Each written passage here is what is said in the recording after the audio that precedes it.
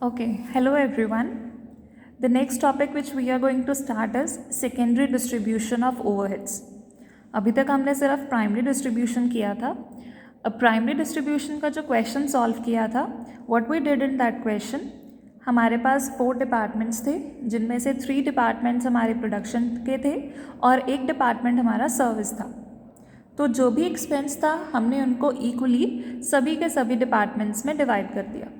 Equally नहीं, equitable basis पर सभी डिपार्टमेंट्स में एलोकेट कर दिया. अब उस पर्टिकुलर मेथड को बोला जाता है प्राइमरी डिस्ट्रीब्यूशन. सेकेंड जो मेथड होता है कॉस्ट को अपोर्शन करने का, वो होता है सेकेंडरी डिस्ट्रीब्यूशन. अब सेकेंडरी डिस्ट्रीब्यूशन में क्या करना है, हमने एक पर्टिकुलर एक्सपेंस को प्रोडक्शन में या सर्विस में सभी डिपार्टमेंट्स में डिवाइड तो ज़रूर करना है, बट जो भी आपका सर्विस डिपार्टमेंट का खर्चा होगा उसको दोबारा से आपको प्रोडक्शन डिपार्टमेंट्स में एलोकेट कर देना है. अब ये ऐसा क्यों माना जाता है, क्योंकि जो भी आपके खर्चे होते हैं वो मेनली प्रोडक्शन के होंगे. सर्विस डिपार्टमेंट करता क्या है, वो सप्लाई करता है. तो इस वजह से हम डिफरेंट मेथड्स फॉलो करते हैं जिनके थ्रू सेकेंडरी डिस्ट्रीब्यूशन को फॉलो किया जाए. अब उसमें सबसे फर्स्ट मेथड जो हमारे पास आता है वो आता है डायरेक्ट रीडिस्ट्रीब्यूशन मेथड. मतलब डायरेक्टली जो भी आपकी सर्विस डिपार्टमेंट की कॉस्ट होगी, under this method the cost of service department is directly apportion to the production department without apportioning it to the service department. यहाँ पर आपको सर्विस डिपार्टमेंट को अपोर्शन ही नहीं करना.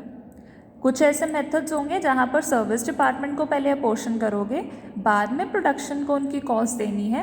कुछ मेथड्स ऐसे हैं जहाँ पर सर्विस को कुछ देना ही नहीं है, आपको सारे का सारा प्रोडक्शन को ही अपोर्शन करना है. So under this method the services rendered by one service department to other service departments are ignored and they are not considered in the process of reapportionment at all. जो एक service department दूसरे service department को कोई service दे रहा है, उसके खर्चे को कंसीडर नहीं किया जाता. सो एक इसका एग्जाम्पल है which will help us to know the expenses of the 2 production departments P1 and P2 and the 2 service departments S1 and S2 are given as under. Question में हमारे पास 2 प्रोडक्शन डिपार्टमेंट्स हैं, 2 service departments हैं और उनके regarding हमें कुछ ना कुछ एक्सपेंसेस गिवन है. So these are the expenses जो हमें प्राइमरी डिस्ट्रीब्यूशन के अकॉर्डिंग दे दिए.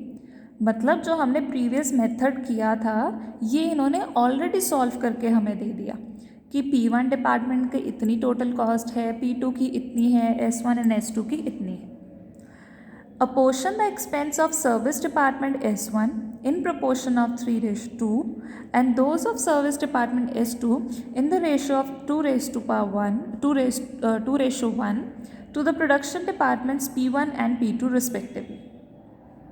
आपको अब क्या करना है, सर्विस डिपार्टमेंट के जो खर्चे हैं 4,000 एंड 3,000 उनको अपोर्शन करना है 3:2 में. जो सर्विस डिपार्टमेंट का है उसको 3:2 में करना है 1 को. जो सर्विस डिपार्टमेंट 2 है उसके खर्चे को 2:1 में अपोर्शन करना है to the various production departments.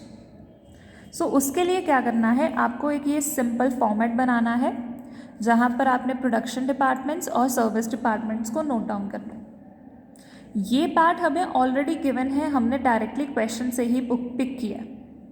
आपको अब क्या करना है, सबसे पहले ये जो सर्विस डिपार्टमेंट 1 है उसकी रेशो हमें बताई है कि वो किस रेशो में जाएगा, 3:2 में.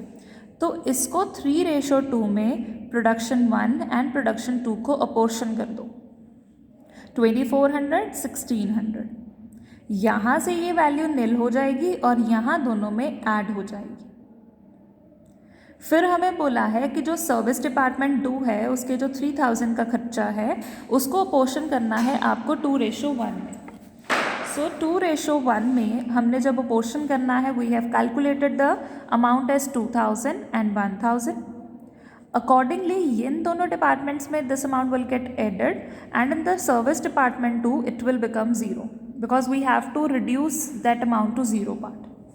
अकॉर्डिंगली जो सर्विस डिपार्टमेंट 1 है उसकी कॉस्ट भी अपोर्शन हो गई, सर्विस डिपार्टमेंट 2 है उसकी कॉस्ट भी अपोर्शन हो गई, और सर्विस डिपार्टमेंट्स की कॉस्ट 0 हो गई और प्रोडक्शन डिपार्टमेंट्स की कॉस्ट इंक्रीज हो जाएगी।